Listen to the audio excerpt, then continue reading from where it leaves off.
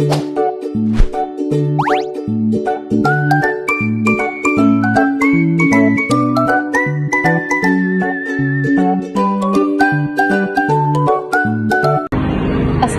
warahmatullahi wabarakatuh. Perkenalkan, nama saya Yuli Agustin, NPM 0223030. Baiklah, tujuan saya membuat video ini untuk memenuhi tugas mata kuliah Manajemen Mutu dan Kinerja oleh Ibu Sutina MSI.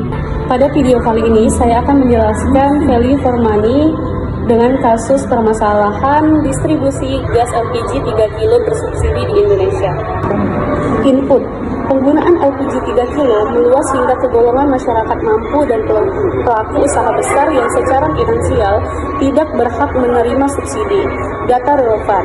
Penelitian yang dikutip Ombudsman RI 2024 mengindikasi bahwa sekitar 65,5% dari total subsidi energi termasuk LPG tidak dinikmati oleh masyarakat yang seharusnya, yang menunjukkan tingginya tingkat kebocoran anggaran negara.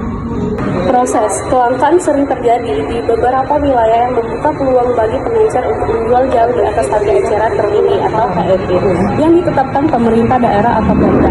Hal ini merugikan daya beli masyarakat. Pengawasan historis dari Pertamina dan Pemda bersifat reaktif sebelum 2023. Pendataan dan pelaporan penjualan dari agen ke pangkalan sebagian besar masih manual, membuat sulitnya verifikasi penerima manfaat yang sah. Impact dari kasus tersebut: 1. Meningkatnya beban fiskal negara akibat subsidi yang tidak tepat sasaran.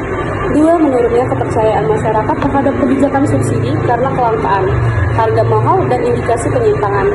3. Timbulnya kesenjangan sosial dan ketidakadilan dalam akses energi bersih. 4. Membuka celah bagi praktik korup dan penyelewengan di sepanjang rantai distribusi. Analisis berdasarkan value for money. 1. Efektivitas. Program ini awalnya efektif dan mengkonversi penggunaan minyak tanah, namun seiring waktu, efektivitas menurun dan mencapai tujuan utama, membantu masyarakat miskin. Hal ini terjadi karena masifnya penyalahgunaan dan golongan non-sasaran.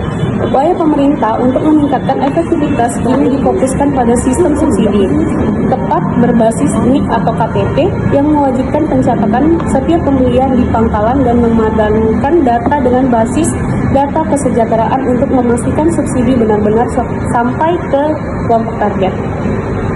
Dari anggaran subsidi LPG 3 kilo sangat tidak efisien. Alokasi anggaran yang sangat besar mencapai 117,85 triliun pada APBN 2023 mengalami kebocoran karena dinikmati non-sasaran.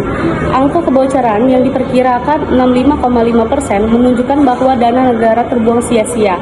Transformasi kebijakan berbasis NIK atau KTP diharapkan dapat menekan volume konsumsi hingga secara signifikan meningkatkan efisiensi penggunaan dana negara dengan target menjaga konsumsi kuota tahunan, misalnya di tahun 2024 pada tingkat zero growth. 3. Akuntabilitas. Akuntabilitas dalam rantai distribusi LPG 3 kilo sebelumnya sangat lemah karena sistem pelaporan yang manual dan tidak terintegrasi, rawan manipulasi. Untuk memperbaikinya, pemerintah dan Pertamina memperkenalkan sistem digitalisasi menggunakan aplikasi MAP, Merchant X Pangkalan. Pertamina Live, sistem ini mewajibkan pangkalan mencatat setiap transaksi dengan NIK atau KTP pembeli. Langkah ini adalah kunci untuk memastikan setiap tabung yang tersalurkan dapat dipertanggungjawabkan secara real time kepada pihak Pertamina dan pemerintah. 4. Transparansi. Tingkat transparansi dalam informasi publik mengenai kuota distribusi HET dan lokasi pangkalan resmi masih rendah.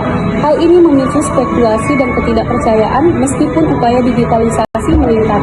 Transparansi data internal antara Pertamina dan pangkalan.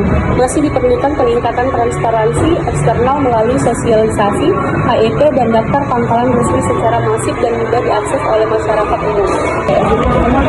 Baiklah, itulah penjelasan dari saya. Terima kasih atas perhatiannya. Wassalamualaikum warahmatullahi wabarakatuh.